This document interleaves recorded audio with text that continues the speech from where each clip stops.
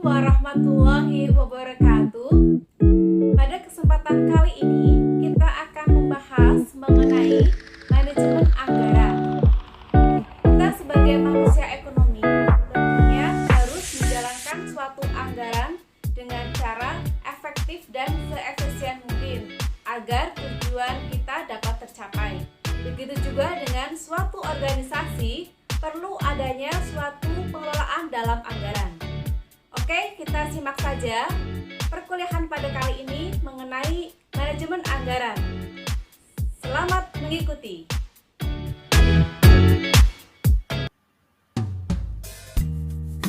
Manajemen anggaran.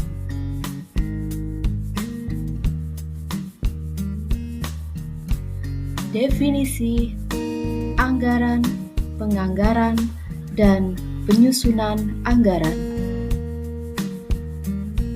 Anggaran adalah bentuk perencanaan sebagai upaya mengestimasikan keuangan perusahaan.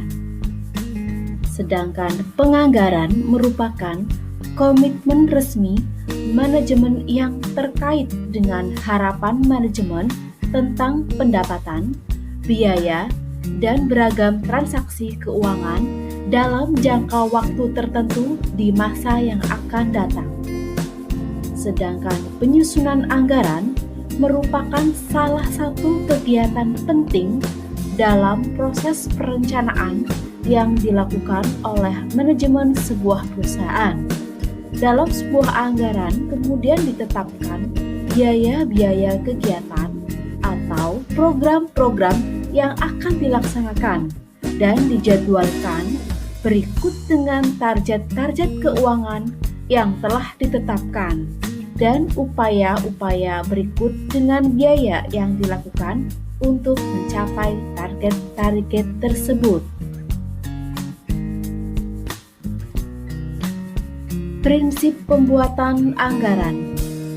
Yang pertama, manajemen involvement merupakan keterlibatan manajemen dalam penyusunan rencana, mempunyai makna bahwa manajemen mempunyai komitmen yang kuat untuk mencapai segala sesuatu yang direncanakan.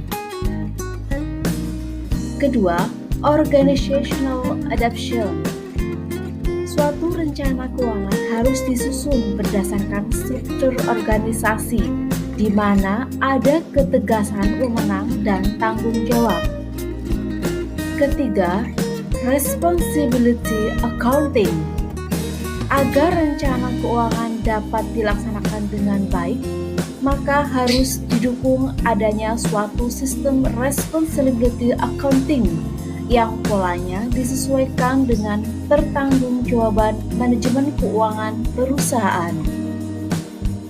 Keempat, goal orientation. Penetapan tujuan yang realistis akan menjamin kelangsungan hidup dan pertumbuhan perusahaan dalam jangka panjang. Kelima, full communication.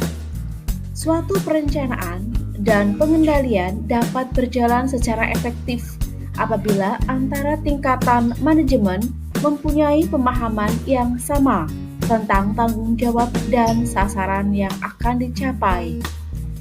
Keenam, realistic expectation.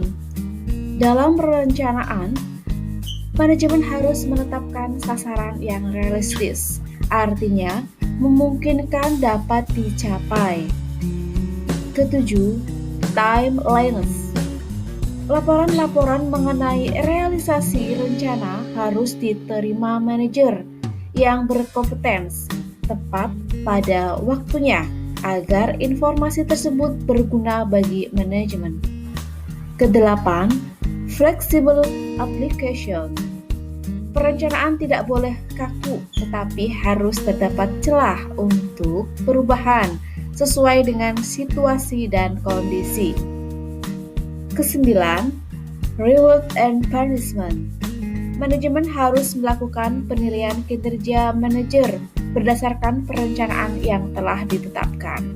Jadi, manajer yang kinerjanya di bawah atau melebihi standar harus dapat diketahui sehingga pemberian suatu reward atau punishment oleh manajemen menjadi transparan. Teknik perbaikan anggaran. Periodik. Review periodik digunakan waktu review yang ditentukan tergantung pada kebutuhan perusahaan. Bisa dalam 1 bulan, 2 bulan, atau per kuartal. Review progresif. Pada saat ulasan progresif menggunakan standar waktu per 6 bulan dan teknik progresif guna memperbaiki anggaran. Review bergerak. Ketika teknik review bergerak dimulai, anggaran cadangan setiap bulan dan 1 bulan kemudian dilengkapi, termasuk 1 bulan berikutnya. Selanjutnya, kapan teknik ulasan bergerak digunakan, maka anggaran akan dibenahi per bulan dan bulan-bulan berikutnya juga akan mengikuti perubahan tersebut. Penggunaan review dalam teknik ini tergantung pada kebijakan perusahaan, gambaran keuangan perusahaan, dan tempat di mana merevisi anggaran dilakukan.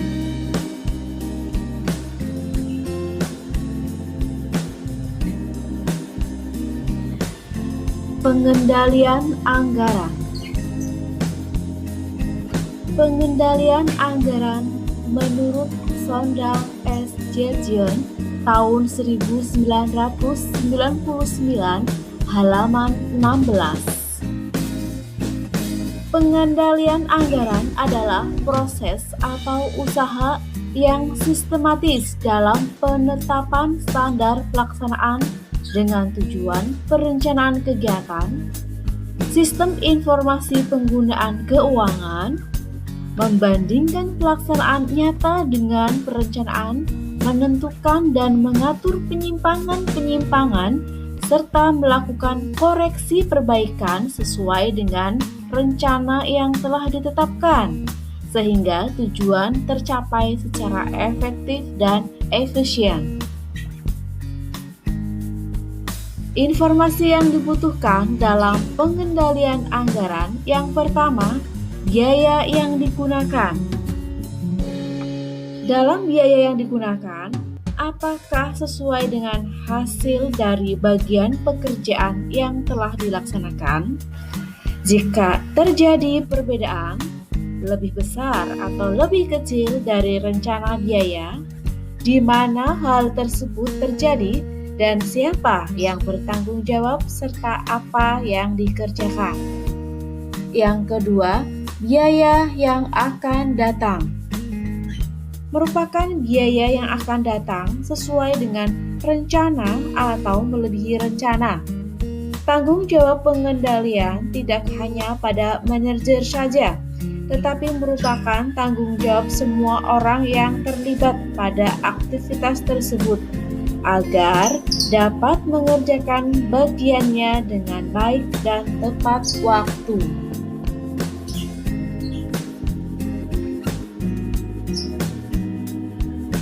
Metode Balance Scorecard.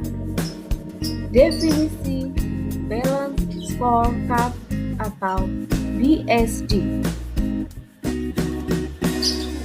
Balance Scorecard merupakan kartu berimbang yang digunakan sebagai media untuk mengukur aktivitas operasional yang dilakukan sebuah perusahaan.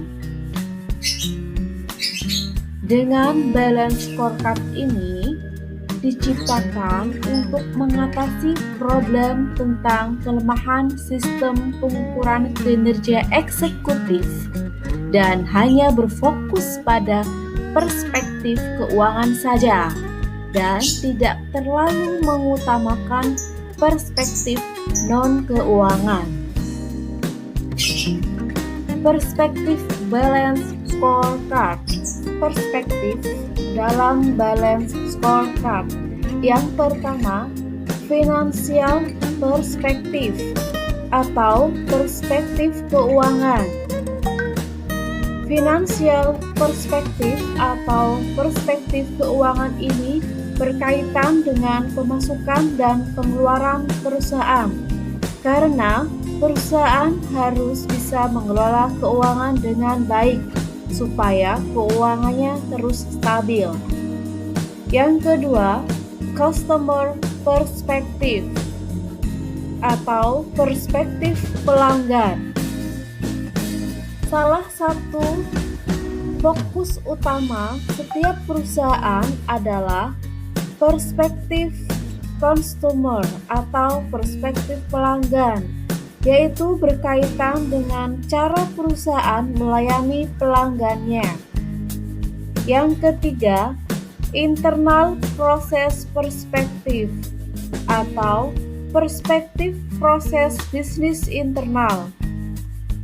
Perusahaan yang sukses berakar dari sistem yang baik dari dalamnya. Dalam internal proses perspektif, perusahaan menilai seberapa besar ukuran dan sinergi dari setiap unit kerja.